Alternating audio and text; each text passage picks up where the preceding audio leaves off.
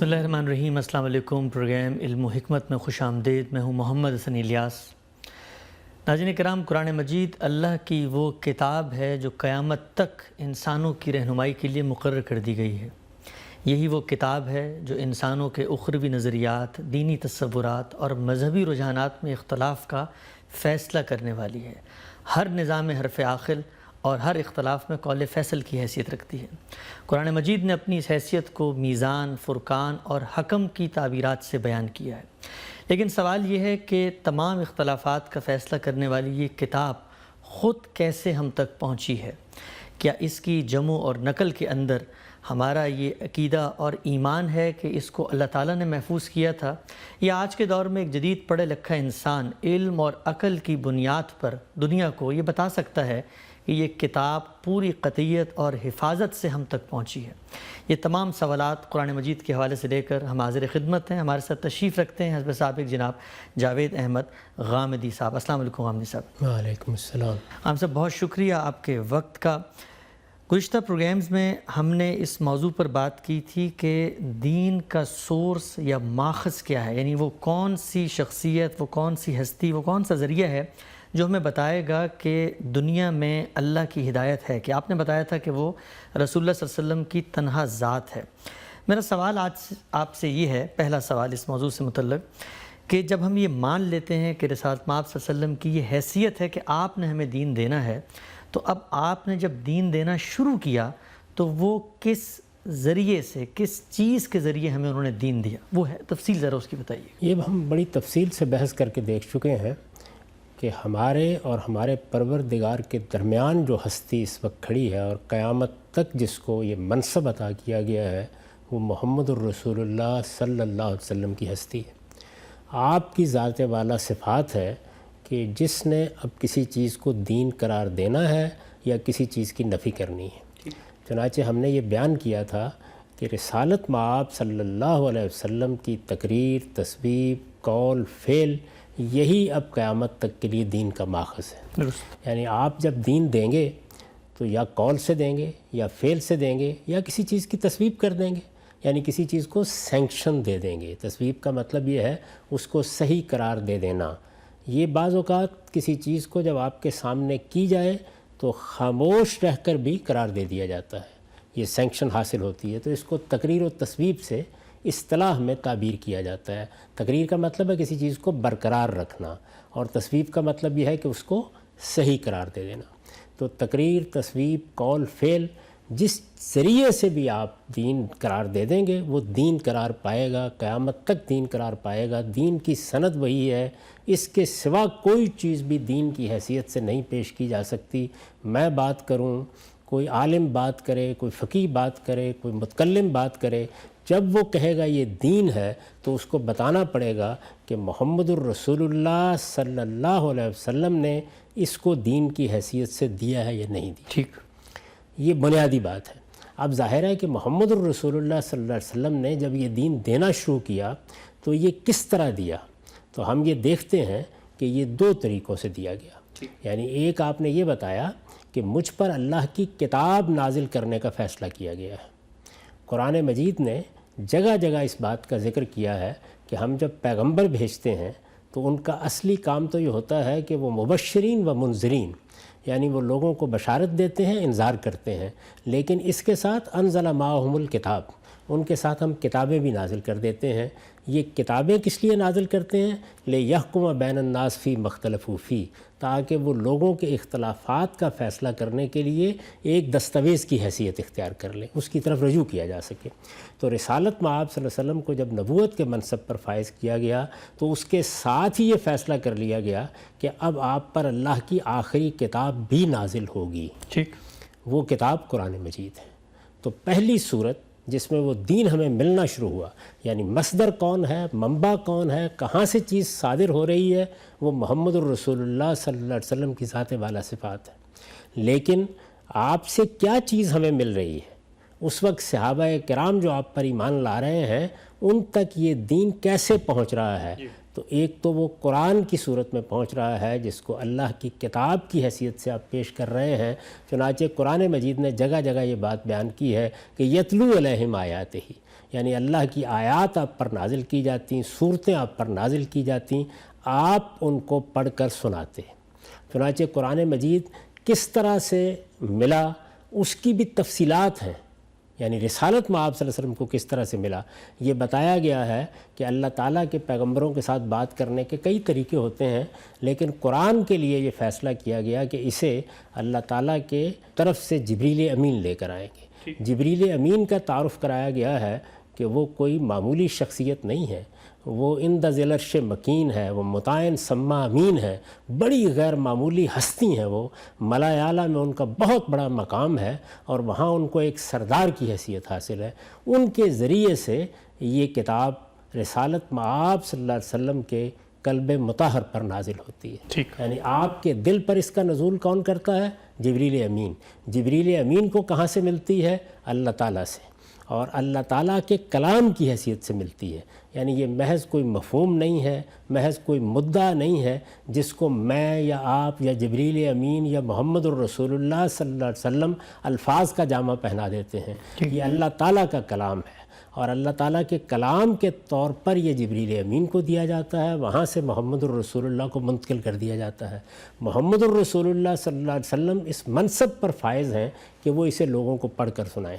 اس میں دونوں پہلو قرآن نے واضح کیے ہیں کہ ایک پہلو تو یہ ہے کہ دعوت پیش کرنی ہے، جس کو آپ انذار کہتے ہیں، خبردار کرنا ہے اپنی قوم کو، وہ قریش ہوں، وہ اہل کتاب ہوں، ان سب کے بارے میں یہی بتایا گیا کہ ذکر بالقرآن من یخاف وعید، آپ اسی قرآن کو دعوت کا ذریعہ بنائیں گے، اس کے ذریعے سے تذکیر کریں گے، یہ پیش کریں گے، یہ پڑھ کے سنائیں گے، اور یہ قرآن نذیر للعالمین ہے، اسی نے انذار کرنا ہے۔ لِأُنذِرَكُمْ بِهِ وَمَنْ بَلَغَ، یعنی آپ کو حکم دیا گیا کہ آپ یہ کہیں کہ میں اس قرآن کے ذریعے سے تمہیں انذار کروں گا، انذرکم بہی، اس قرآن کے ذریعے سے۔ تو یہ قرآن مجید انذار کی کتاب کے طور پر آیا، اور ظاہر ہے کہ کیا لے کے آیا؟ ہدایت لے کے آیا۔ تو اللہ تعالیٰ کی ہدایت، جس کو ہم اسلام کہتے ہیں، دین کہتے ہیں، اللہ کا پیغام کہتے ہیں، وہ اس کتاب کے ذریعے سے لوگوں تک پہنچنا شروع ہوا۔ ایک یہ معاملہ ہو گیا۔ دوسری چیز کیا تھی؟ دوسری چیز یہ تھی کہ رسالت مآب صلی اللہ علیہ وسلم بنی اسماعیل میں پیدا ہوئے۔ بنی اسماعیل کے ہاں دین کی روایت پہلے سے موجود تھی۔ بنی اسماعیل کون ہے؟ وہ سیدنا ابراہیم علیہ السلام کی اولاد۔ ٹھیک، اسماعیل سیدنا ابراہیم علیہ السلام کے بیٹے ہیں، بڑے بیٹے ہیں۔ انہی کے ذمے یہ کام لگایا گیا تھا کہ وہ بیت اللہ کی تولیت کریں گے۔ چنانچہ سورہ بقرہ میں پوری تاریخ سنا کے بتایا گیا ہے کہ ہمارے حکم کے مطابق یہ گھر بنایا گیا، بیت اللہ کی تعمیر کی گئی۔ اس کی تعمیر نو کے بعد ہم نے یہ فیصلہ کیا کہ اب یہ دونوں باپ بیٹا اس گھر کی ذمہ داریاں سنبھالیں گے۔ اس کے لیے اسماعیل کو یہاں آباد کیا جائے گا، اور پھر ہمیشہ ہمیشہ کے لیے طے کر دیا گیا کہ یہ توحید کا مرکز ہے، یہ مسجد حرام ہے، اور اس حرمت والی مسجد میں لوگوں کو طواف کرنا ہے، اعتکاف کرنا ہے، قیام کرنا ہے، رکوع و سجود کرنا ہے، اس کو شرک کی ہر غلاظت سے پاک رکھا جائے گا۔ یہ روایت دین کی قائم کر کے سیدنا ابراہیم علیہ السلام دنیا سے رخصت ہوئے۔ سیدنا اسماعیل علیہ السلام کے ہاتھ پر وہ پوری قوم ایمان لے آئی جو وہاں موجود تھی، اور اس طرح ایک بڑی دینی روایت قائم ہوئی۔ قریش اس دینی روایت ہی کے علمبردار تھے۔ ٹھیک، ان کے ہاں جو دین کی روایت موجود تھی، رسالت مآب صلی اللہ علیہ وسلم کو ہدایت کی گئی قرآن مجید میں کہ اتبعوا ملت ابراہیم حنیفہ، یہ جو ابراہیم کے طریقے کی روایت موجود ہے، جو دین حنیف ہے، جو پوری یکسوئی کے ساتھ ابراہیم کے توحید پر قائم رہنے کی وجہ سے ان کو ملا ہے، آپ اس کو لوگوں میں عام کر دیں، اس کی پیروی کریں۔ اسی طرح سے آپ کو یہ بات بھی بتا دی گئی کہ یہ کوئی نیا دین نہیں ہے جو آپ کو دیا گیا ہے، چنانچہ تمام انبیاء علیہ السلام کا نام لے کے قرآن میں بتایا گیا فَبِهُدَاهُمْ اقْتَدِیٰ، ان کی ہدایت کی آپ پیروی کریں۔ تو جب آپ کو یہ حکم دیا گیا تو اب ظاہر بات ہے کہ جو پہلے سے روایت موجود تھی اس کو آپ نے اپنے صحابہ میں جاری کرنا شروع کر دیا۔ نماز پڑھی جا رہی تھی، اس میں جو ضروری اصلاح کرنا تھی وہ کر دی اور وہ جاری ہو گئی۔ روزے کا یہی معاملہ ہوا، یہی صورتحال حج و عمرہ کی ہوئی، یہی قربانی کی عبادت کی ہوئی، اسی طرح جو عام رسوم و آداب ہیں جن کا مسلمان اہتمام کرتے ہیں وہ بھی اسی طریقے سے جاری ہو گئے، معاشرت کی چیزیں بھی ایسے ہی جاری ہو گئیں، جانوروں کے بارے میں جو حلت حرمت کے قوانین تھے وہ بھی پہلے سے معروف تھے، وہ بھی جاری کر دیے گئے۔ تو اس طریقے سے گویا رسالت میں آپ صلی اللہ علیہ وسلم ایک طرف قرآن دے رہے تھے اور دوسری طرف دین پر عمل کی وہ روایت جو آپ کو ملی اس کی تجدید کر کے، اس کی اصلاح کر کے، اس میں ترمیم و اضافہ کر کے اسے اب قیامت تک کے لیے اپنے ماننے والوں میں جاری کر رہے تھے۔ ٹھیک، تو دونوں چیزیں ایک ہی وقت میں شروع ہو گئیں، یعنی اللہ کی کتاب نازل ہونا شروع ہو گئی اور آپ اس کو پڑھ کر سنانے لگے، اور سنت جس کو کہا جاتا ہے جو دین ابراہیمی کی روایت تھی اصل میں یا انبیاء کا دین تھی، اس میں ضروری ترمیم، اضافہ، تجدید، اصلاح کے بعد اس کو صحابہ کرام نے اپنانا شروع کر دیا۔ جو مسلمان ہوتا وہ نماز پڑھنے لگ جاتا، اگر روزے کا حکم دیا جاتا تو روزہ رکھتے لوگ، حج و عمرہ کی روایت چلی آ رہی تھی پہلے سے، ہر سال حج و عمرہ کے لیے بھی لوگ آتے۔ تو اس طریقے سے رسالت میں آپ صلی اللہ علیہ وسلم نے دونوں کام ایک وقت میں کیے اور قرآن کی ہدایت کے مطابق کیے، ان میں کوئی تفاوت نہیں ہے یا کوئی تضاد نہیں ہے۔ اللہ تعالیٰ ہی نے قرآن مجید میں یہ حکم دیا کہ آپ ملت ابراہیمی کی پیروی کریں گے اور اس کو جاری کر دیں گے۔ تو دونوں چیزیں ایک ہی وقت میں جاری ہو گئیں۔ اس لیے جب ہم سے یہ پوچھا جائے گا کہ یہ دین ہم کو محمد الرسول اللہ صلی اللہ علیہ وسلم سے کس طرح ملا، تو ہم کہیں گے دو صورتوں میں ملا، قرآن اور سنت۔ ٹھیک ہے ہم سب۔ اچھا، سب سے پہلے ہم قرآن مجید کو لیتے ہیں اور اس سے متعلق جتنے بھی سوالات ایک عام مسلمان کے ذہن میں آتے ہیں، ظاہری بات ہے ہم یہ مانتے ہیں کہ قرآن کی صورت میں ملا، سنت کی صورت میں ملا، لیکن قرآن ہے کیا، ہم تک کیسے پہنچا؟ سب سے پہلا سوال اس حوالے سے میں آپ سے پوچھنا چاہوں گا کہ ہمارے عام طور پہ کہا جاتا ہے کہ رسول اللہ صلی اللہ علیہ وسلم امی تھے، اور امی کی یہ تعریف کی جاتی ہے کہ جو پڑھنا لکھنا نہیں جانتا۔ تو سوال میرا آپ سے یہ ہے کہ کتاب اگر کسی کو دی جاتی، مطلب آج اگر ہم جدید ذہن کے لوگوں کے سامنے یہ تصور لے کے جائیں کہ ہمارے ایک پیغمبر ہیں، ان کو اللہ نے ایک کتاب دی ہے لیکن وہ امی تھے، تو پہلا سوال یہ ہوتا ہے کہ ایک کتاب ایک ایسی ہستی کو کیسے دی جا سکتی ہے کہ جو یہ جانتے نہیں ہیں کہ یہ لکھا ہوا کیا ہے، یا جو اس کو پڑھنا نہیں جانتے؟ تو اس کی کیا حقیقت ہے، یہاں سے ذرا بتائیے گا۔ لکھنا اور پڑھنا ایک فن ہے، اللہ کا دین اس کا محتاج نہیں ہے۔ اچھا، چنانچہ قرآن مجید جبریل امین نے پڑھ کر سنایا، جبریل امین کو بھی یہ اسی طرح سے ملا، اللہ تعالیٰ کے کلام کی حیثیت سے ملا۔ اللہ کے کلام کو جبریل امین نے سنا، یہ ان کے سینے میں محفوظ ہوا، انہوں نے آ کے رسالت میں آپ صلی اللہ علیہ وسلم کو اسے پڑھ کے سنایا، اور اللہ تعالیٰ نے اطمینان دلا دیا کہ آپ اس کے بارے میں فکر مند نہ ہوں، ہم یہ یاد کرائیں گے آپ کو۔ چنانچہ آپ نے پورا کا پورا قرآن صحابہ کرام کو، اور صحابہ کرام سے پہلے جن لوگوں کو قرآن مخاطب کر رہا تھا، یعنی مشرکین عرب تھے یا اہل کتاب تھے، ان کو ہمیشہ پڑھ کر سنایا، زبانی پڑھ کر سنایا۔ اچھا، یہی طریقہ اختیار کیا گیا۔ اب ظاہر ہے کہ آپ کے مخاطبین میں جو لوگ آپ پر ایمان لائے، ان میں سے وہ لوگ بھی تھے کہ جو لکھنا جانتے تھے، وہ لوگ بھی تھے کہ جو لکھنا نہیں جانتے تھے۔ عرب میں کوئی بہت زیادہ لوگ پڑھے لکھے نہیں تھے، تو اس زمانے کے لحاظ سے جو لوگ لکھنا جانتے تھے انہوں نے اپنے ہاں اس کو لکھنا شروع کر دیا، اور جو لوگ لکھنا نہیں جانتے تھے انہوں نے زبانی یاد کرنا شروع کر دیا۔ تو قرآن مجید کے پہلے دن سے ہی یہ روایت قائم ہو گئی کہ لکھنے والے اس کو لکھیں گے اور یاد کرنے والے اس کو یاد کریں گے۔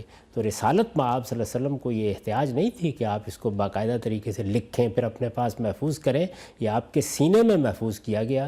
جبریل امین نے بھی اسی طرح اس کو پڑھ کر سنایا، یہ ہمیشہ اسی طرح نازل ہوا، اور جب یہ نازل ہوتا تھا تو رسالت میں آپ صلی اللہ علیہ وسلم اس کو دوسروں کو پڑھ کے سناتے تھے۔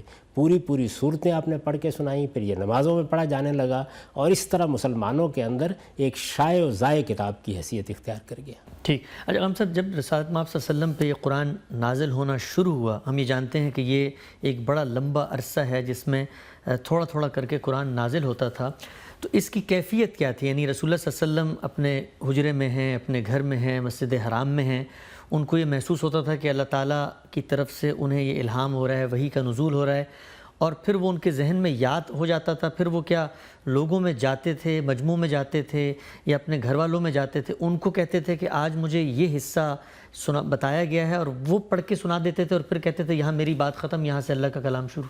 بعض روایتوں میں اس کی کچھ تفصیلات بیان ہوئی ہیں کہ آپ پر وحی کیسے نازل ہوتی تھی، لیکن وہ تفصیلات بھی بالکل جزوی نوعیت کی ہیں۔ ٹھیک، یعنی نہیں کہا جا سکتا کہ ہر وقت یہی صورتحال ہوتی تھی یا یہ بعض موقعوں کی تفصیلات ہیں جو راویوں نے اپنے طریقے سے بیان کر دی ہیں؟ ٹھیک. تو ان میں یہ بیان کیا گیا ہے کہ رسالت میں آپ صلی اللہ علیہ وسلم ایک بوجھ سا محسوس کرتے تھے اور اس کے بعد پھر آپ کے اوپر نزول شروع ہو جاتا تھا. صاف معلوم ہوتا ہے کہ اس موقع پر آپ کی تمام توجہات کے ارتکاب کے لیے یہ ظاہری حواس بند کر دیے جاتے تھے. اچھا. تو اس کے بعد وہ آپ کے قلب کے اوپر نازل ہوتا تھا. اس کی پوری کیفیت ہم نہیں جانتے، اس کو جاننے کی کوئی ضرورت بھی نہیں ہے، لیکن رسالت میں آپ صلی اللہ علیہ وسلم جس وقت وہ وصول کر لیتے تھے، یعنی آپ تک پہنچ جاتا تھا، تو پھر آپ اس کو پڑھ کر سناتے تھے. اپنے ماننے والوں کو بھی پڑھ کر سناتے تھے، اپنے مخاطبین کو بھی پڑھ کر سناتے تھے، کبھی حرم میں کھڑے ہو کے پڑھ کے سناتے تھے، کبھی کوئی دعوت کر کے لوگوں کو پڑھ کے سناتے تھے، کبھی ملنے والوں کو پڑھ کر سناتے تھے، کبھی ان کے پاس جا کے پڑھ کے سناتے تھے. صحابہ کرام کی زبانوں پر وہ جاری ہو جاتا تھا، وہ بھی آگے اپنے اعزاء اقربا دوست اور احباب کو ہی پڑھ کے سناتے تھے. تو اس طرح گویا اس چھوٹی سی بستی میں جس کو آپ مکے کے نام سے جانتے ہیں، یہ قرآن شائع و ضائع ہو رہا تھا. ٹھیک ٹھیک ٹھیک. اچھا ہم صاحب، آپ نے بھی فرمایا کہ اپنے ماننے والوں کو بھی پڑھ کے سناتے تھے اور اپنے جو نہ ماننے والے ہیں، تو جو نہ ماننے والے ہیں، مثال کے طور پر رسول اللہ صلی اللہ علیہ وسلم مکے کی گلی میں نکلے ہیں اور قرآن کا ان پہ نزول ہوا اور انہوں نے کوئی بات کی، ابو جہل سے کی، ابو لہب سے کی، تو اب سوال یہ ہے کہ اس موقع پہ جو آپ صلی اللہ علیہ وسلم نے بات کی، ماننے والوں کے سامنے بات کرتے ہیں تو وہ تو لکھ لیتے ہیں، جو منکرین ہیں وہ تو ظاہری بات ہے قرآن مجید کو محفوظ نہیں کریں گے، تو اس موقع کا کلام پھر کیسے محفوظ ہوتا تھا؟ نہیں، وہ تو صحابہ کرام ساتھ ساتھ اس کو کر رہے تھے نا، یعنی دونوں کام ایک ہی وقت میں ہو رہے تھے. وہ اتمام حجت کے لیے، انذار کے لیے، بشارت کے لیے پڑھ کر سنایا جا رہا تھا، اور اس میں اس کے مخاطبین کون تھے؟ کبھی قریش مکہ، کبھی اہل کتاب. ان کو خطاب کر کے قرآن مجید میں پوری صورتیں انہیں سنائی جا رہی تھیں. دوسری جانب پہلے ہی دن سے رسالت میں آپ صلی اللہ علیہ وسلم پر جو لوگ ایمان لے آئے وہ اس کو محفوظ کر رہے تھے. ٹھیک. یعنی یہ کام تو ظاہر ہے انہی لوگوں کو کرنا تھا جو اس کو اللہ کی کتاب مان رہے تھے، اس پر ایمان لانے کے بعد اس کو حرز جاں بنانا چاہتے تھے. ان میں اگر کوئی پڑھا لکھا تھا تو وہ اس کو لکھ رہا تھا، اور اگر کوئی پڑھنا نہیں جانتا تھا تو عربوں میں یہ عام طریقہ تھا، وہ یاد کر لیتے تھے، پھر وہ یاد کر کے اس کو آگے سنانا شروع کر دیتے تھے. اس طرح صرف یہی نہیں کہ رسالت میں آپ صلی اللہ علیہ وسلم کو جا کے سنانا پڑتا تھا، صحابہ کرام میں جو لوگ ایمان لا رہے تھے ان کی رشتہ داریاں تھیں، ان کے تعلقات تھے، ان کی دوستیاں تھیں، ایک چھوٹی سی بستی میں وہ رہتے تھے. تو ہر آدمی اپنی یہ ذمہ داری سمجھتا تھا کہ جہاں جہاں پر بھی لوگوں کو وہ یہ دعوت پہنچا سکتا ہے پہنچائے. طریقہ یہ مقرر کر دیا گیا تھا کہ قرآن پڑھ کے سنایا جائے گا. جب یہ دعوت عام ہونا شروع ہوئی تو رسالت میں آپ صلی اللہ علیہ وسلم کے پاس لوگ آنا شروع ہو گئے. پھر انذار عام کا حکم دیا گیا تو آپ نے جا کے حرم میں یا ان مجالس میں قرآن پڑھ کے سنایا جن میں قریش کے لوگ جمع ہوتے تھے یا سننے کے لیے تیار ہوتے تھے. اسی طریقے سے کبھی بالواسطہ کبھی بلا واسطہ یہ قرآن مجید لوگوں تک پہنچتا رہا. لیکن جن لوگوں نے ایمان قبول کیا ان کے لیے تو یہ اس وقت دنیا کی سب سے بڑی دولت تھی. ٹھیک. تو اس لیے وہ اور کوئی کام کیا کرتے، سب سے بڑا کام ہی ان کے لیے یہ تھا کہ وہ اس کتاب کو محفوظ کریں. اور یاد کرنے والے جو پڑھنا لکھنا نہیں جانتے تھے وہ فوراً وہ صورتیں یاد کرنا شروع کر دیتے جو رسالت میں آپ صلی اللہ علیہ وسلم ان کو سناتے.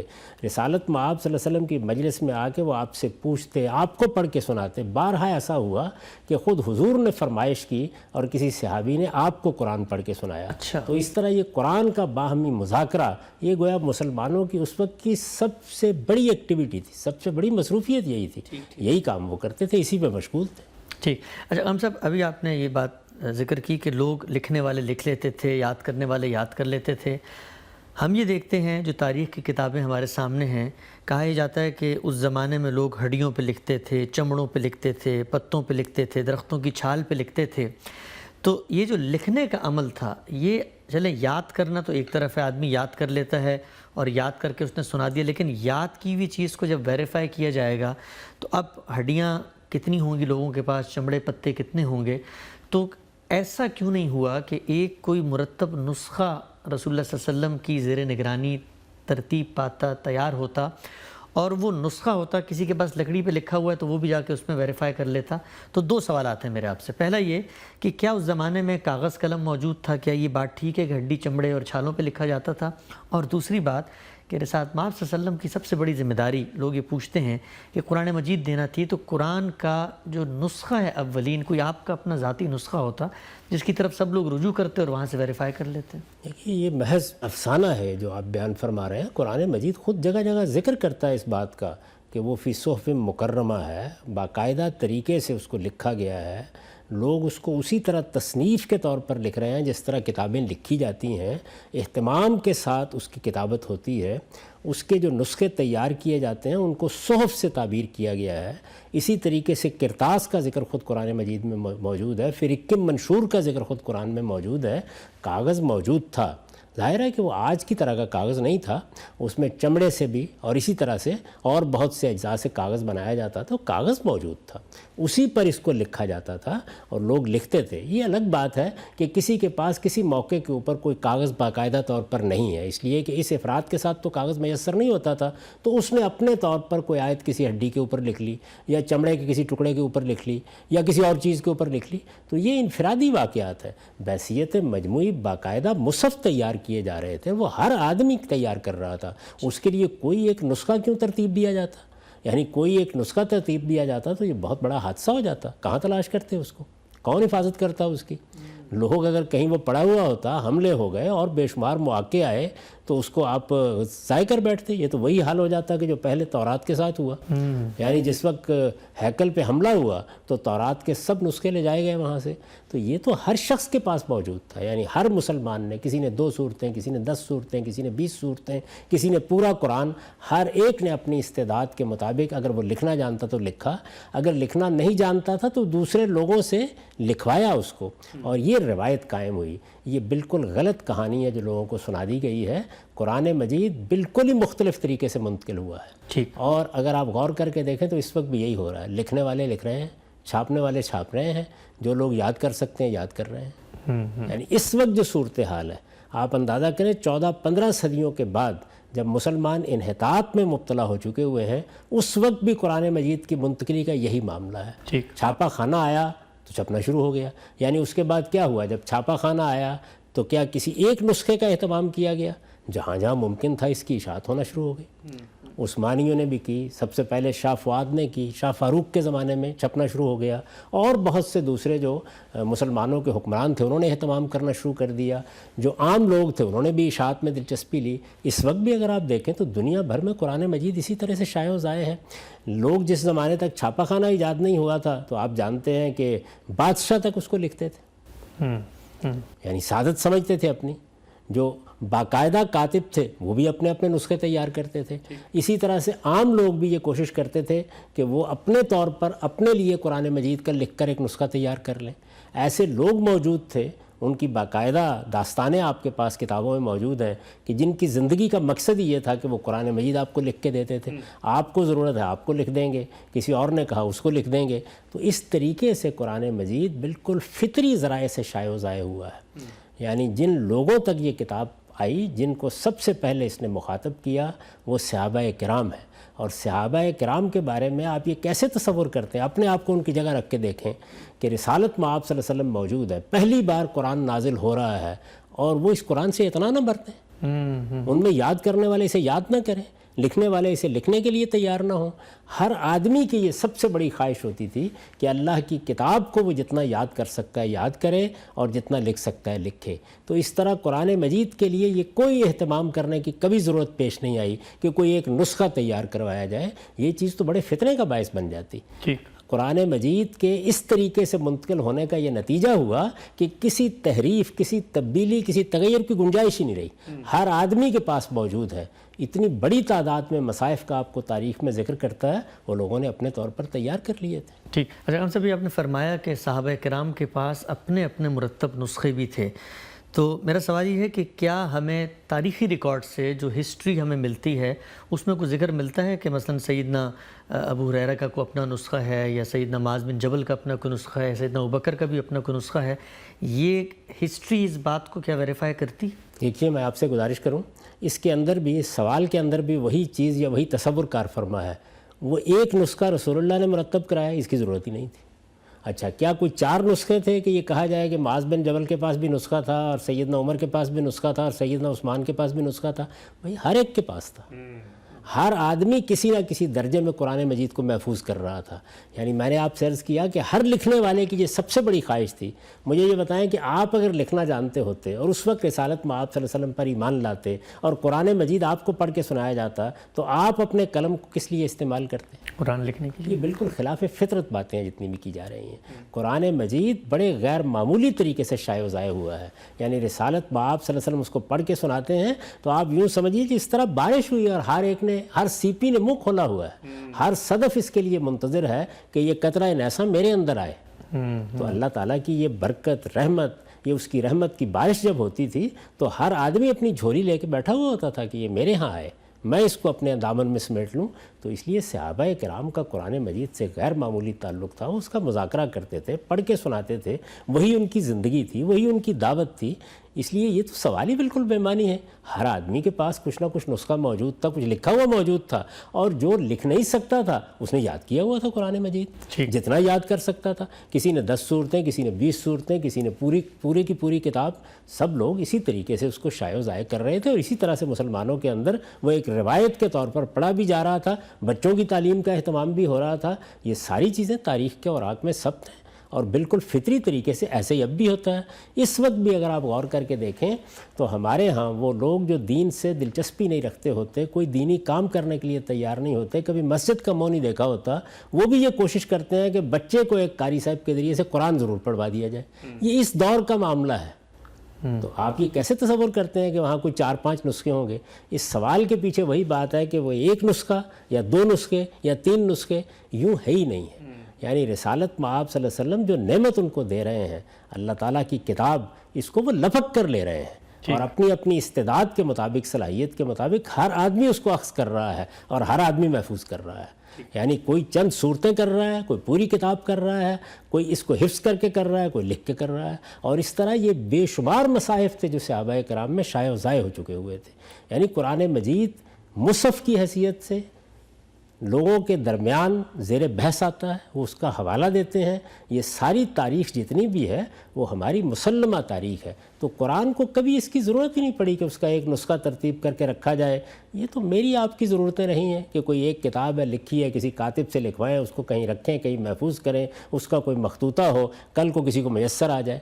یہ اللہ کی کتاب تھی، ان لوگوں کو دی گئی جو اس کتاب کو سب سے آگے بڑھ کر لینے والے تھے، اس پر ایمان لائے تھے، اس کے لیے تکلیفیں سہ رہے تھے. ان کے لیے سب سے بڑی دولت یہی تھی. تو وہ اس کو کیا پھینک دیتے؟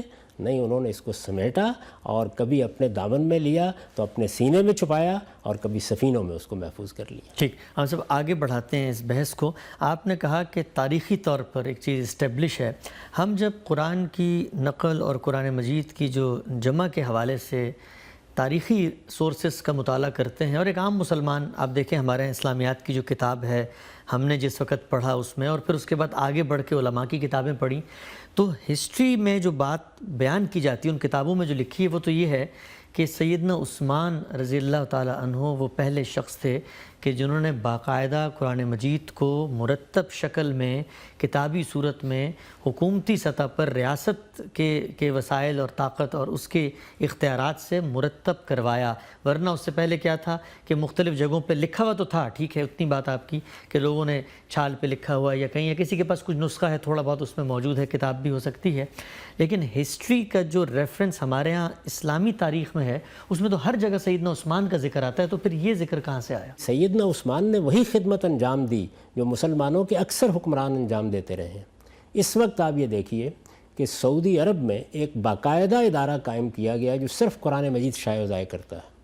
اسی طریقے سے جب چھاپا خانہ شروع ہوا تو بڑے اہتمام کے ساتھ قرآن مجید کا وہ نسخہ تیار کروایا گیا جو مصر سے شائع ہوا.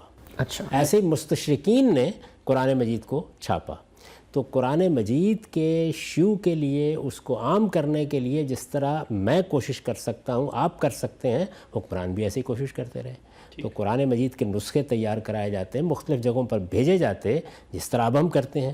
یعنی سعودی حکومت جب ایک بڑا ادارہ قائم کر کے نسخے چھاپتی ہے، یا اور بہت سی حکومتیں، ہم نے ملائیشیا میں دیکھا ایک باقاعدہ ادارہ قائم ہے، ترکی میں ایک باقاعدہ ادارہ قائم ہے. یہ کس لیے قائم کیے جاتے ہیں؟ قرآن مجید کا کوئی نیا نسخہ ترتیب دینے کے لیے کیے جاتے ہیں. یہ اصل میں قرآن مجید کے شائع و ضائع کرنے کی خدمت ہے جو انجام دی جاتی ہے. یہ خدمت سیدنا عمر نے بھی کی، یہ خدمت سیدنا عثمان نے بھی کی. سیدنا عثمان نے بہت بڑے پیمانے پر کی, اور اگر کسی جگہ پہ لوگ اپنے ذاتی نسخوں میں کوئی اختلاف کر رہے تھے تو اس کو بھی دور کرنے کی صحیح کی. آپ یہ دیکھیے خود ہمارے ہاں یہ معاملہ ہوا. ہماری موجودہ تاریخ میں ذوالفقار علی بھٹو صاحب پاکستان کے وزیر اعظم تھے. مولانا کوثر نیازی نے ان کو توجہ دلائی کہ قرآن مجید جو چھاپے جا رہے ہیں, ظاہر مختلف کمپنیاں یا آزاد ادارے یا یوں کہیے کہ پرائیویٹ ادارے ان کو شائع کر رہے ہیں, اس میں بہت جگہوں کے اوپر بے احتیاطی کی وجہ سے غلطیاں ہو جاتی ہیں. اچھا. تو خود قرآن مجید کی اشاعت کے لیے ایک باقاعدہ قانون بنایا گیا. اب پاکستان میں اسی قانون کے مطابق چھاپا جاتا ہے. اس میں طے کیا گیا کہ کس طرح مہر لگائی جائے گی, کیسے ایک قاری اس کی تصویب کرے گا. یہ سارا پروسیس ہے جو اس وقت ہمارے یہاں قانون میں طے ہے. تو اس کا کیا مطلب ہے کہ ذوالفقار علی بھٹو صاحب کی حکومت قرآن مجید کا کوئی نسخہ تیار کروا رہی ہے؟ پہلے سے موجود قرآن مجید ہے جس کی اشاعت کا اہتمام کیا جا رہا ہے. تو سیدنا عثمان نے بھی بالکل یہی کام کیا, بعد کے خلفاء بھی یہی کام کرتے رہے. یعنی آپ کو ہر دور میں اس کی نشانیاں مل جائیں گی کہ قرآن مجید کی اشاعت کے لیے, اس کی خدمت کے لیے حکمران بھی جو کچھ اپنا حصہ ڈال سکتے تھے وہ ڈالتے رہے. آج کے زمانے تک یہ صورتحال اسی طریقے سے جاری ہے. اب بھی آپ اگر غور کر کے دیکھیں تو بہت سی حکومتوں میں باقاعدہ ادارے قائم ہیں جو صرف قرآن کی اشاعت کا اہتمام کرتے ہیں. یہ اشاعت کا اہتمام ہے, نہ اس میں کوئی نسخہ ترتیب دیا جا رہا ہے, نہ قرآن مجید کا کوئی نسخہ ترتیب دینے کی ضرورت ہے. وہ لوگوں کے ہاتھوں میں موجود ہے, وہ لوگوں کے گھروں میں موجود ہے, وہ مصائف کی حیثیت سے لوگ ایک دوسرے کو دیتے ہیں, کاتب اس کو لکھ رہے ہیں, لکھنے والے بے شمار اب پیدا ہوتے چلے جا رہے ہیں. جس وقت آپ دیکھیں کہ سیدنا عثمان کے زمانے میں تو مدینے کی چھوٹی سی ریاست کوئی 200 کلومیٹر کے رقبے میں تو نہیں رہی, یعنی وہ محض جزیرہ نما عرب تک بھی محدود نہیں رہی. وہ تو اس سے نکلی اور وہ آسمانی وسعتوں تک پھیلتی چلی گئی. اس میں شام آ گیا, اس میں عراق آ گیا, بہت سے علاقے آ گئے. یہاں بے شمار پڑھے لکھے لوگ تھے. تو قرآن مجید کے لکھنے, قرآن مجید کو آگے شائع کرنے کا یہ اہتمام بڑی سرعت کے ساتھ اسی طرح ہوتا رہا جس طریقے سے آج کے زمانے میں ہوتا ہے. اس میں کوئی نیا معاملہ ہوا ہی نہیں. قرآن کو کبھی اس کی ضرورت نہیں رہی کہ اس کا کوئی نسخہ ترتیب دیا جائے. اس کو تو لوگوں نے اس طرح لیا ہے کہ گویا آسمان سے پھول برس رہے ہیں اور وہ اپنی جھولی میں لے رہے ہیں. ٹھیک ٹھیک ٹھیک. اچھا غلام صاحب, آپ نے ذکر کیا تھا کہ لکھنے والے لکھ لیتے ہیں, یاد کرنے والے یاد کر لیتے ہیں. ہم یہ جانتے ہیں, آپ سے اس پر مزید تفصیل بھی انشاءاللہ آنے والی نشستوں میں چاہیں گے. جو قرآن نازل ہونا شروع ہوا تو اس کی ایک الگ ترتیب تھی, اور اس کے بعد جب مرتب کروایا گیا تو اس کو توقیفی ترتیب کہا جاتا ہے. دوبارہ سے اس کی جو آیات ہیں, اس کی صورتیں ہیں, ان کو کہاں رکھنا ہے, یہ دوبارہ سے رسول اللہ صلی اللہ علیہ وسلم نے طے کیا. سوال میرا آپ سے یہ ہے کہ جب ہم عام طور پہ دیکھتے ہیں کوئی نظم اگر میں یاد کروں یا کسی صفحے کو میں حفظ کرنے کی کوشش کروں, ایک دفعہ جب میں وہ یاد کر لوں اور پھر آپ مجھے یہ کہیں کہ اس کی یہ لائن اوپر رکھ دو اور یہ شعر نیچے رکھ دو, تو میرا تو وہ جو پورا حافظہ ہے, وہ جو سسٹمیٹیکلی چیز کو محفوظ کر رہا ہوتا ہے, وہ تو تبدیل ہو جاتا ہے. تو جب قرآن کی ترتیب بدلی گئی تو پھر تو جن لوگوں نے یاد کیا تھا وہ تو پچھلی ترتیب پہ کیا تھا, انہوں نے کیسے ری ایڈجسٹ کیا؟ یہ بالکل ساتھ ساتھ ہو رہا تھا. دیکھیے پہلی بات تو یہ ہے کہ زیادہ تر صورتیں جس طرح نازل ہوئی ہیں اسی طرح ہمارے پاس موجود ہیں. اچھا. یہ بہت کم مقامات ہیں قرآن مجید کے کہ جن میں بعد میں نازل ہونے والے کسی حصے کو سورہ کا جز بنایا گیا ہے, یا کسی جگہ بعض چیزوں کی توضیح کی گئی ہے اور توضیح کی آیات وہاں رکھ دی گئی ہیں. یہ 15-20 مقامات ہیں کل. باقی سارا کا سارا قرآن جب نازل ہوتا تھا تو پوری سورہ یعنی ایک باقاعدہ خطبے کے طور پر پڑھ کے سنائی جاتی تھی. تو جن مقامات پر یہ کام ساتھ ساتھ ہوتا چلا گیا, ساتھ ہی ساتھ لوگ ان کو اپنے ہاں بھی اسی ترتیب میں لاتے چلے گئے. یہ بھی ساتھ ساتھ کام ہو رہا تھا. پھر یہ اہتمام کرنا شروع کر دیا گیا کہ قرآن مجید پڑھا جائے گا, پورا کا پورا نمازوں میں پڑھا جائے گا. رسالت مآب صلی اللہ علیہ وسلم کے بارے میں اگر آپ کبھی تاریخ میں پڑھیں, پوری سورہ بقرہ جیسی سورہ آل عمران جیسی سورہ آپ نے پڑھی ہے نمازوں کے اندر. صحابہ کرام اس کو سنتے تھے. اسی طرح کا معاملہ صحابہ کرام کے ہاں بھی ہوتا تھا. قرآن مجید نے یہ بتایا ہے کہ تہجد کی نماز میں تو یہ پابندی تھی کہ قرآن پڑھا جائے گا زیادہ سے زیادہ, رتل القرآن ترتیلا, یہی حکم دیا گیا تھا. چنانچہ صحابہ کرام کو جتنا یاد ہوتا تھا وہ اس کی تصحیح کر کے اسی طرح پڑھتے تھے. حضور کی مجلس میں آتے تھے اور وہاں بھی آ کے پوچھتے تھے. پھر آخری زمانے میں خاص طور پر یہ اہتمام ہوا کہ جبریل امین نے پورا کا پورا قرآن رسالت مآب صلی اللہ علیہ وسلم کو اس ترتیب کے ساتھ, جو ترتیب اس وقت ہمارے پاس موجود ہے, یعنی جس طرح اب ہمارے پاس قرآن ہے, جب اس کو ترتیب دے دیا گیا تو پورا قرآن الحمد سے الناس تک جبریل امین نے پڑھا رمضان میں, اور رسول اللہ صلی اللہ علیہ وسلم نے سنا. 2 مرتبہ یہ معاملہ ہوا, اور رسول اللہ صلی اللہ علیہ وسلم نے پڑھا اور جبریل امین نے اس کو سنا. اکیلے تھے رسول اللہ یا باقی لوگ؟ اس میں کچھ صحابہ بھی شریک ہوئے، ان کے نام بھی تاریخ میں مل جاتے ہیں. تو اس وجہ سے قرآن مجید کے معاملے میں یہ اہتمام کیا گیا، اور اللہ تعالیٰ نے اس کی ضمانت دی کہ انا علینا جمعہ و قرآنہ، یعنی ہم اس قرآن مجید کو ترتیب بھی خود دیں گے، پھر اس پورے کے پورے کو دوبارہ پڑھیں گے بھی. فیضا کرانا ہو فتب قرآنہ، جب ہم اس کو اس وقت قرات کریں گے تو اب قیامت تک کے لیے آپ اس کی پیروی کریں گے. تو اس طرح اللہ تعالیٰ کے اپنے اہتمام میں جبریل امین کے ذریعے سے یہ قرآن مجید ترتیب دیا گیا، اس کی صورتوں کو اسی صورت میں رکھا گیا جس صورت میں اب وہ ہمارے پاس ہیں. جس جگہ کہا گیا کہ بسم اللہ الرحمن الرحیم لکھنی ہے لکھی گئی، جہاں کہا گیا نہیں لکھنی وہاں نہیں لکھی گئی. یہ اسی ترتیب کے ساتھ رسالت مآب صلی اللہ علیہ وسلم کی اپنی زندگی میں بالکل مرتب ہو کر صحابہ کرام کے سینوں میں محفوظ ہوا، اور سفینوں میں جہاں لکھا ہوا موجود تھا وہاں لوگوں نے اسی کے مطابق اس کی تصحیح کر لی، اور پھر یہ نسخے مسلمانوں میں شائع و ضائع ہو گئے. ٹھیک. اچھا خان صاحب، آپ نے سورہ قیامہ کی آیت تلاوت فرمائی.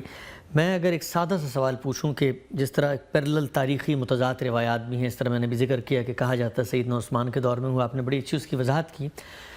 جو مختلف نظریات لوگ پیش کر رہے ہوں، تو کیا ایک مسلمان خود قرآن کا اگر بیان پیش کرنا چاہے یہ ثابت کرنے کے لیے کہ رسول اللہ صلی اللہ علیہ وسلم کی زندگی میں آپ کی حیات مبارک کے دوران ہی قرآن پورا کا پورا مرتب ہو چکا تھا اور قرآن نے خود اس کو کسی ایک جگہ پر واضح کر دیا، تو وہ پھر کیا ریفرنس قرآن سے ہم کو دے سکتے ہیں اس کا؟ یہ نا یہ سورہ قیامہ میں جو بیان کیا گیا اس میں پورے قرآن مجید کے نزول کی تفصیل بیان کر دی گئی ہے. اچھا. یعنی اللہ تعالیٰ نے یہ بتا دیا ہے کہ آپ پریشان نہ ہوں. صاف معلوم ہوتا ہے کہ رسالت مآب صلی اللہ علیہ وسلم ظاہر اشتیاق بھی رکھتے تھے کہ قرآن آ رہا ہے، یہ جلد سے جلد آپ کو ملے، اس کے لیے بھی آپ کے اندر ایک اشتیاق موجود تھا.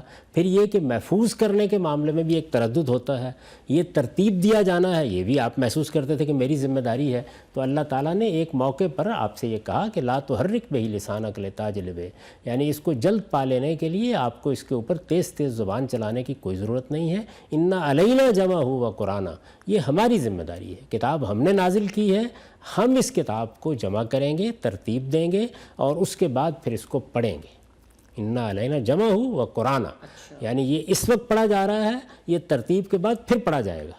یہی میں نے آپ سے عرض کیا نا کہ جبریل امین نے آ کر پھر اس کو پڑھ کے سنایا. رسالت مآب صلی اللہ علیہ وسلم نے جبریل امین کو پڑھ کے سنایا 2 مرتبہ، یعنی آخری زمانے میں رمضان کے مہینے میں 2 مرتبہ یہ مذاکرہ ہوا، اور اللہ تعالیٰ نے گویا اپنے اذن سے، اپنے حکم سے اس کو اس طرح سے ترتیب دے دیا جس طرح یہ ہمارے پاس موجود ہے. انا علینا جمع ہو، یہ کہا کہ یہ ذمہ داری ہماری ہے، ہم اس کو پڑھیں گے. فیضا کرانا و فتب قرآنہ، جب اس کو اس وقت پڑھا جائے گا تو پھر قیامت تک کے لیے اسی قرات کی پیروی ہوگی.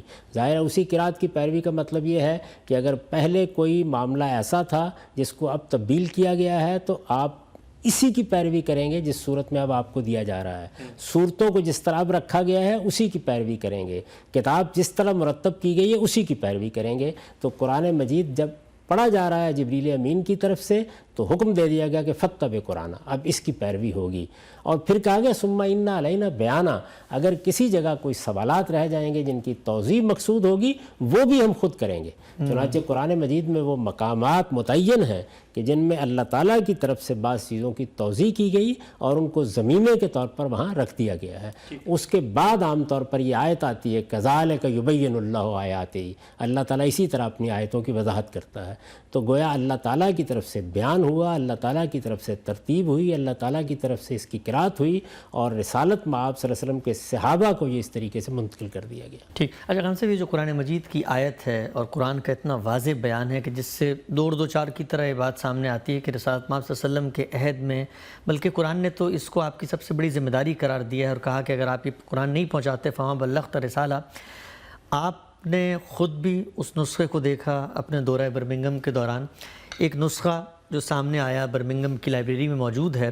سوال میرا آپ سے یہ ہے کہ جو قرآن کا دعویٰ ہے کہ رسالت مآب صلی اللہ علیہ وسلم کی زندگی میں یہ کام ہوگا، یہ جو آج کے دور میں یہ نسخہ سامنے آیا، یہ اس دعوے کو، ظاہری بات ہے وہ تو محکم دعویٰ ہے لیکن ایک طرح سے سائنس کی دنیا میں ویریفائی بھی کرتا ہے؟ کوئی حیثیت نہیں اس کی، ہمارے لیے یہ بالکل بیمانی چیز ہے. اچھا. اس کی وجہ یہ ہے کہ قرآن مجید کبھی اس کا محتاج ہی نہیں رہا. لوگوں نے ذاتی طور پر کوئی نسخہ اگر فرض کر لیجئے کہ ترتیب دے کے رکھا ہوا ہے اور وہ آپ کو مل گیا کہیں سے تو بہت اچھی بات ہے، آپ اس پر خوش ہونا چاہتے ہیں ہو لیں. ہمارے ہاں یہ اجماع اور تواتر سے منتقل ہوا ہے. میں نے ابھی اس پر گفتگو نہیں کی کہ یہ منتقل کیسے ہوا ہے، لیکن میں پہلے عرض کر چکا ہوں اور پھر اس کو دہراتا ہوں کہ قرآن مجید کسی ایک نسخے کا محتاج ہی نہیں ہے. اس کے لیے یہ حیرت انگیز طریقہ اختیار کیا گیا ہے. اس کے لیے میں کوئی آپ کو ماضی کی بات نہیں سنا رہا، اس وقت دیکھیے کیا ہو رہا ہے. یعنی مسلمان کیا اس کو شائع نہیں کر رہے، کیا اس کو چھاپ نہیں رہے، کیا کاتب اس کو لکھ نہیں رہے، کیا یہ کمپیوٹر میں مرتب نہیں کیا جا رہا، کیا لوگ اس کو یاد نہیں کر رہے، کیا رمضان میں یہ سنایا نہیں جا رہا. ان میں سے کون سی چیز ہے کہ جو ایک دن کے لیے بھی معطل ہوئی ہے؟ یہ تو اس زمانے میں آپ معطل نہیں کر سکے. آپ ذرا دیکھیے نا کہ جو چیز بھی نئی پیدا ہوتی ہے سب سے پہلے اگر مسلمان کسی چیز کو اس کے لیے استعمال کرتے ہیں تو وہ قرآن مجید کی حفاظت ہے. ٹھیک. کیا یہ آپ کے پاس اس وقت انٹرنیٹ میں جو حفاظت کے ذرائع ہیں ان میں محفوظ نہیں ہے؟ کیا یہ ہر شخص اب اپنے گھر میں بیٹھا ہوا ایک انگلی لگا کے سن نہیں سکتا؟ وہ ہر جگہ موجود ہے. جس طرح یہ کام اس وقت ہو رہا ہے، اس وقت کیا یہ کام کرنے کے لیے باقاعدہ کوئی کمیٹی بنائی گئی ہے؟ کیا حکومتوں نے اس کا کوئی اہتمام؟ حکومتیں بھی اپنا حصہ ڈال رہی ہیں، ادارے بھی اپنے حصہ ڈال رہے ہیں، عوام بھی اس میں اپنی خدمت کر رہے ہیں، علماء بھی اس میں اپنا کام انجام دے رہے ہیں. جس طریقے سے یہ اس وقت شائع و ضائع کیا جا رہا ہے بالکل اسی طرح رسالت مآب صلی اللہ علیہ وسلم کے زمانے میں ہوا. ٹھیک. یہ جو نسخے عام طور پر لوگوں کے ہاں ہیں، اب مثال کے طور پر میں آپ سے عرض کرتا ہوں کہ آپ اگر نسخے اکٹھے کرنا شروع کریں تو اس زمانے میں مصر کا کوئی چھپا ہوا نسخہ نکالیں، ہو سکتا ہے کہ اس کے اندر کوئی کتابت کی غلطی ہو جاتی ہے. اکثر ہم نے کبھی کبھی دیکھا. نہیں، اس وقت دیکھیے ہم نے خود قرآن شائع کیا ہے، کتابت کی غلطی ہو جاتی ہے. اسی طریقے سے آپ کا حافظ، آپ کا قاری پڑھنے کے لیے کھڑا ہوتا ہے، وہاں بھی غلطی ہو جاتی ہے. تو آپ اس کو کیسے بنیاد بنا سکتے ہیں؟ ایک آدمی کا پڑھا ہوا، ایک آدمی کا لکھا ہوا بنیاد ہے؟ نہیں، اصل میں یوں ہے کہ جب وہ شائع ہوگا اور کہیں غلطی ہو جائے گی، ہزاروں لوگ اس کو بتانے کے لیے موجود ہوں گے کہ غلطی ہو گئی، اس کی فوراً تصحیح کرائی جاتی ہے. وہ چھاپنے والے ادارے فوری طور پر آپ کو مطلع کرتے ہیں کہ یہاں غلطی ہو گئی، یہاں یہ لفظ رہ گیا، آپ اس کو ٹھیک کر لیجئے، درست کر لیجئے. تو قرآن مجید کا معاملہ یہ ہے، وہ کسی نسخے پر منحصر ہی نہیں ہے. یعنی اگر اس وقت فرض کر لیجئے کہ مجھے قرآن مجید دیکھنا ہو تو میں شائع ہوا قرآن مجید لوں گا، سامنے رکھوں گا، ادنا تردد ہو جائے گا، 10 نسخے پکڑ لوں گا. وہ کوئی مصر کا چھپا ہوا ہوگا، کوئی ملیشیا کا چھپا ہوا ہوگا، کوئی سعودی عرب کا چھپا ہوا ہوگا، کوئی پاکستان کا چھپا ہوا ہوگا. ایک ایک چیز میں دیکھ سکتا ہوں اور اس کا تقابل کر سکتا ہوں. تو اس لیے اس طرح کے نسخے نکال کر قرآن مجید کی صحت کو ثابت کرنے کی قرآن کو کبھی ضرورت نہیں رہی. ٹھیک. یعنی یہ چیزیں ضمنی ہیں، لوگ اس سے خوش ہونا چاہتے ہیں ہو لیں. قرآن مجید ہمارے ہاں جس طریقے سے شائع و ضائع ہوا، میں نے آپ کو بتایا کہ وہ داستانی بالکل اور ہے، اور وہ خود قرآن مجید کا ایک غیر معمولی اعجاز ہے. یہ ہم اصل میں اپنی کتابوں کے بارے میں قیاس کرتے ہیں جن سے ہو سکتا ہے 2 لوگوں کو دلچسپی ہو، 3 لوگوں کو دلچسپی ہو، 1000 لوگوں کو بھی دلچسپی ہو، تو اتنی دلچسپی کسی کو نہیں ہوتی کہ اس کو حرز جان بنا لیں. 2-4 لوگ آپ کو مل جائیں گے، کسی کو شیکسپیئر کا کوئی ڈرامہ پورا یاد ہوگا، ہو سکتا ہے کسی کو پیراڈائز لاسٹ پوری یاد ہو، ممکن ہے کہ علامہ اقبال کا کلام کسی کو پورا یاد ہو، ممکن ہے کوئی 10-20 غزلیں آپ کو دیوان غالب کی کوئی آدمی سنا دے. تو یہ 2 آدمی 4 آدمی مل جائیں گے. لیکن کیا قرآن مجید کے ساتھ بھی یہی معاملہ ہے؟ قرآن مجید کو آج بھی آپ کو ہزاروں لوگ سنا سکتے ہیں، 8-10 سال کے بچے آپ کو سنا دیتے ہیں پورا کا پورا قرآن مجید. تو قرآن پہلے دن سے اسی طرح منتقل ہو رہا ہے، وہ کسی نسخے کا محتاج نہیں. ٹھیک. اچھا، ہم سب محض معلومات کی حد تک میں آپ سے پوچھنا چاہ رہا ہوں کہ وہ جو برمنگم کے اندر نسخہ دریافت ہوا اور آپ نے وہ دیکھا بھی، یہ جو مفروضہ جس کا میں نے ابتدا میں ذکر کیا تھا کہ اس زمانے میں حالات ایسے نہیں تھے، وسائل ایسے نہیں تھے، لوگ ہڈی چمڑے چھال پتوں پہ لکھتے تھے، تو کیا اور اس نسخے کی کاربن ڈیٹنگ ہوئی ہے، معلوم ہوا ہے کہ وہ رسول اللہ صلی اللہ علیہ وسلم کے عہد یا اس کے قریب کے زمانے کا ہی ہے؟ اس پہلو سے ذرا بتائیے کہ جب آپ نے اس کو دیکھا تو اس میں کاغذ، اس پہ لکھنے کا طریقہ، یعنی قلم موجود ہے، کاغذ موجود ہے، یہ جو ایک مفروضہ قائم کیا جاتا ہے اس کی تو نفی ہوتی ہے. روشنائی، قلم، کاغذ، تزئین سب کچھ ہوا ہوا ہے اس میں. اچھا. جس کا جی چاہے جا کے دیکھ لے. لیکن میں یہ عرض کرتا ہوں کہ ہمارے لیے وہ بڑی ضمنی سی چیز ہے، یعنی ہم جانتے ہیں کہ ایسے ہی ہوا ہے. ہمارے ہاں اس نسخے نے یا اس چند کاغذوں کے دریافت نے علم میں کوئی اضافہ نہیں کیا. ٹھیک. یعنی ایک ایسی چیز کہ جس سے ہر مسلمان واقف ہے. مسلمانوں کے ہاں قرآن مجید کوئی ایسی اجنبی چیز نہیں ہے کہ ہم تو فراموش کر چکے تھے، ہمیں نہیں معلوم تھا قرآن کہاں پایا جاتا ہے، اب کسی نے 2-4 کاغذ دریافت کر لیے اور وہ ہمیں بتا رہا ہے۔ ٹھیک، رسالت مآب صلی اللہ علیہ وسلم کے زمانے ہی سے یہ اسی طریقے سے لکھا جا رہا ہے، اور کاغذ بھی موجود رہے ہیں، قلم بھی موجود رہے ہیں، روشنائی بھی موجود رہی ہے، اس کی تزئین کا ذوق بھی موجود رہا ہے، لکھنے والے بھی موجود رہے ہیں، جو خط کسی زمانے میں اس میں وہ لکھا جا رہا ہے اسی طریقے سے، اور وہ تو اس خط کا بھی محتاج نہیں ہے کہ اس کے اندر کوئی نقص ہے۔ اگر یعنی قرآن مجید کی اس وقت جو کتابت ہمارے پاس ہے اس میں لکھنے والوں نے بعض غلطیاں کی ہوئی ہیں، لیکن ہم ان کو بالکل ٹھیک پڑھتے ہیں۔ کیوں؟ اس کی وجہ یہ ہے کہ اس میں حفاظت کا بندوبست ہی اس طرح کیا گیا ہے کہ لکھنے والے نے جو کچھ لکھا ہے اصل میں پڑھنے والا اس کو پڑھے گا، دونوں چیزیں مل کے اس کی تصویب کرتی ہیں، اور آج بھی ایسے ہی ہے۔ آپ دیکھیں کہ وہ حافظ جس نے قرآن یاد کیا ہوتا ہے، کسی نسخے سے یاد کیا ہوتا ہے یا کسی اور حافظ نے اس کو یاد کرایا ہوتا ہے، وہ جب تراویح میں اس کو آپ کو سنانے کے لیے کھڑا ہوتا ہے تو پیچھے 2 لوگ کھڑے ہوتے ہیں جو اس کی تصحیح کر رہے ہوتے ہیں اور بتا رہے ہوتے ہیں۔ اس کے بعد اگر فرض کر لیجئے کہ ان کے مابین اختلاف ہو جائے تو 10 لوگ جمع ہو جائیں گے جو یہ بتائیں گے کہ اصل میں تو آیت اس طرح سے ہے، اس میں ماضی پیچھے یہ ہے، اس میں آگے یہ ہے، ہر آدمی بتانے کے لیے تیار ہے۔ تو قرآن مجید کے ساتھ جو اللہ تعالیٰ کا یہ اہتمام ہے، اصل میں یہ اہتمام اتنا یونیک ہے، اتنا منفرد ہے کہ اس اہتمام کو لوگ ہضم ہی نہیں کر پاتے کہ اچھا یہ بھی ہو سکتا ہے، یہی ہوا ہے اس زمین کے اوپر۔ اور قرآن مجید کا یہ اپنا اعجاز ہے، اللہ تعالیٰ نے جو یہ فرمایا تھا کہ انا لہو لحافظون، ہم اس کی حفاظت کریں گے، تو اس کے لیے طریقہ یہ اختیار کیا گیا کہ اس میں نقب لگانے کا امکان ہی نہیں ہے۔ اگر کوئی ایک نسخہ ہوتا تو 2 کاغذ آپ پھاڑ لیتے، پھر کیا کرتے؟ ابن خلدون کی جو تاریخ ہے اس میں سے 30 صفحے غائب ہو گئے، کیا کر لیا آپ نے؟ کون کر لیتا اس میں؟ پھر جا کے ہم تلاش کرتے، اچھا اس کو رکھتے کہاں؟ چوری ہو جاتا ہے اگر، یعنی فرض کر لیجئے کہ کوئی آدمی یہی کہہ دیتا ہے کہ یہ تو وہ نسخہ ہی نہیں ہے، رات کو کوئی چرا کے لے گیا ہے۔ تو یہ تو بڑی ہی بے معنی باتیں ہیں جو بعض لوگ کرتے ہیں۔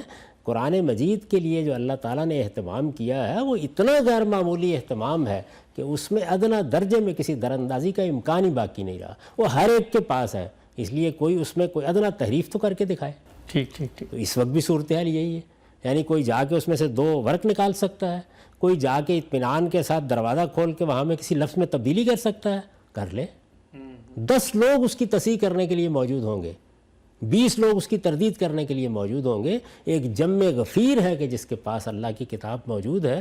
تو اس لیے قرآن مجید کے بارے میں اس غلط فہمی کو دور کرنا چاہیے۔ ٹھیک، ہم سب آخری سوال مختصراً میں آپ سے پوچھنا چاہوں گا، کہا جاتا ہے کہ قرآن جس زمانے میں نازل ہوا لوگ لکھتے تھے تو اس پہ نقطے نہیں ہوتے تھے، تو اب اگر نقطے اس وقت نہیں تھے، نقطے بعد میں ڈالے گئے، تو بعد میں ڈالنے کا کام تو انسانوں نے کیا نا، کہ نقطے تو اوپر نیچے کوئی شخص یہ کہہ سکتا ہے جدید دور میں کہ جی نقطے تو انسانوں نے ڈالے۔ آپ نے پھر اس بات کو فراموش کر دیا۔ دیکھیے بات یہ ہے کہ یہ بات بھی اپنی جگہ درست نہیں ہے، یعنی نقطے نہیں تھے تو نشانات موجود تھے۔ کس طریقے سے کسی چیز کو نمایاں کیا جاتا ہے، ملتے جلتے حروف کی آوازوں میں کیسے فرق کیا جاتا ہے، یہ ساری چیزیں پہلے دن سے موجود تھیں، لیکن نہ ہو کیا فرق پڑتا ہے؟ یعنی ہم تو اصل میں کر یہ رہے ہیں کہ دونوں چیزوں کو بیک وقت لے کے چل رہے ہیں، لکھا ہوا پڑھا بھی جا رہا ہے، لکھا ہوا بھی پڑھا ہوا بھی ہے۔ یہی وہ کمال ہے کہ جس کے بعد اس کا کوئی امکان ہی باقی نہیں رہا کہ آپ وہاں پر کوئی نقص دکھا سکیں۔ اگر فرض کر لیجئے کہ لکھنے میں کوئی چیز واضح نہیں ہو رہی تو پڑھنے میں تو واضح ہوگی نا ہر حال میں۔ تو قرآن مجید میں اصل جس چیز کو بنایا گیا ہے وہ قولی تواتر ہے، یعنی قرآن کو ہم زبان سے بولتے ہیں، اور جب زبان سے بولتے ہیں تو اس کا امکان ہی ختم ہو جاتا ہے کہ یہاں کوئی نقطہ نہیں تھا یا اعراب نہیں تھے، اس لیے کہ بولتے وقت تو اعراب بھی بولے جا رہے ہیں اور نقطے بھی بولے جا رہے ہیں۔ ٹھیک ٹھیک تو قرآن مجید کو عرب لہجے میں پڑھتے، پھر اس کے لہجے کو محفوظ کیا گیا۔ یعنی آپ دیکھیں کہ یہ جو قاری حضرات ہیں جن کے نام آپ پڑھتے ہیں کتابوں میں، یہ چیز آگے زیر بحث آئے گی تو میں عرض کروں گا، انہوں نے کیا کیا ہے، انہوں نے عرب لہجے تک کو محفوظ کیا ہے، اس کے لیے مدارس بنے، اس میں لوگوں نے پڑھایا اس کو۔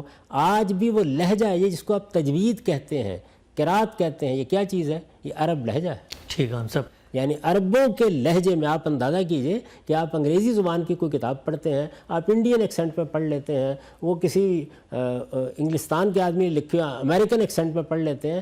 ہمارے ہاں قرآن مجید کو عرب لہجے میں جیسے عرب اس کو بولتے تھے یا پڑھتے تھے، اس کو پڑھنے کی اپنی جگہ ایک روایت قائم کر دی گئی ہے، وہ بھی سکھایا جاتا ہے۔ ٹھیک، ہم سب بہت بہت شکریہ۔ ہمارے پروگرام کا یہاں پہ وقت ختم ہوتا ہے۔ ناظرین، غامدی صاحب نے آج بہت تفصیل سے اور بڑے مفصل انداز میں یہ بتانے کی کوشش کی کہ قرآن مجید ہم تک جو پہنچا ہے اس کی کیفیت اور اس کا طریقہ، اجماع اور تواتر، یہ اگلی نشست میں زیر بحث آئے گا۔ لیکن رسالت مآب صلی اللہ علیہ وسلم سے جب اس کا صدور ہوتا تھا عرب کی اس معاشرت میں، اس وقت اس کو محفوظ کرنے، اس کو شائع و ظاہر کرنے کے لیے کیا اہتمام جو ہے وہ کیا گیا ہے۔ اس موضوع میں ابھی بہت سارے سوالات ہیں، مثلاً یہ کہ کاتبین وحی کی کیا حقیقت ہے۔ کہا جاتا ہے کہ کچھ لوگ اس کام پر مامور کیے گئے تھے، اور اس کے بعد سب سے بڑا سوال کہ اس زمانے میں تو یہ حفاظت ہوئی، آج مجھ تک یہ 1400 سال میں ٹریول کر کے کیسے پہنچا ہے۔ ان تمام موضوعات پہ ہم اگلی نشست میں بات کریں گے۔ پروگرام میں اس موضوع سے متعلق اگر کوئی سوال ہو تو ہمیں ای میل کیجئے۔ میزبان محمد حسن الیاس کو اجازت دیجیے۔ اللہ حافظ۔